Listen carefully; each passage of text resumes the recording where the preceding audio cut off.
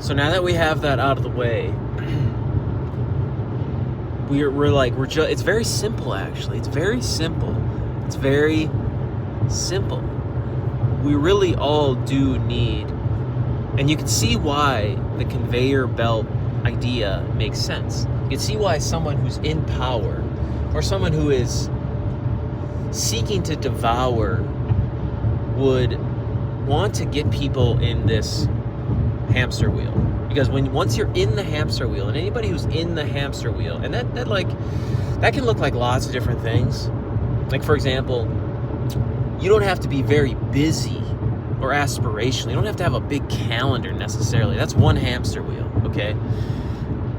But there's other hamster wheels, like the people who have been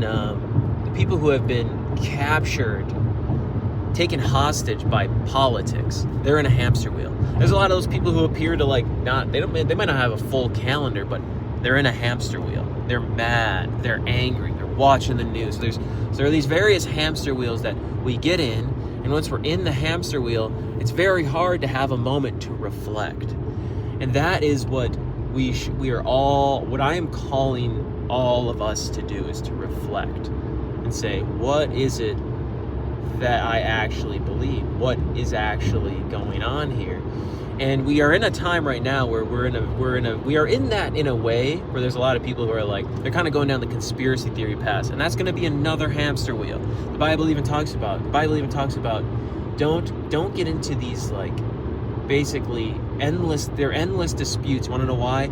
None of us in these worldly like conspiracy theories, none of us are really probably ever going to get to the reality, because we are not in power. We are just people trying to look in and see what's going on, and we're always going to have like 1% of the information, and maybe someone's going to get like 2% of the information, but we're never going to get it all, okay? And so there are these hamster wheels that we get in. Whether someone is manipulating the hamster wheel or not, I don't know, but we're in the hamster wheels. We have to admit that we're in the hamster wheels, okay? And so we need to get out of the hamster wheel for a brief period and just look around. Go sit in a park, go watch a tree move, go think, go read, go look at, very importantly, we need to, at first of getting out of the hamster wheel, I think we need to just breathe and relax and go sit and look at a tree before we dive into, like, what is my belief system?